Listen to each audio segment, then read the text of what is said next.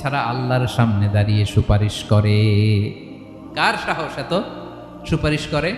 মনে করছেন বাবার দরবারে গেছেন, বাবা আপনার সুপারিশ করে জান্নাতে নিবে নাকি? আরে বাবার খবর কি হবে ওটাই তো বাবা জানে না। কথা বলেন।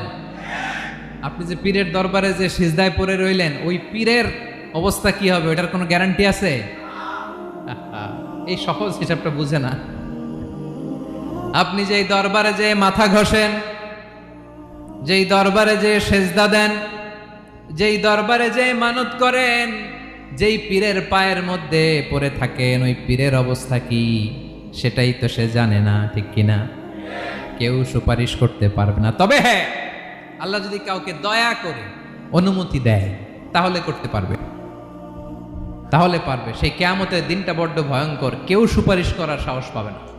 আরে আমার অবস্থা কি আমি জানি না, আমি আবার কারোর জন্য সুপারিশ করবো?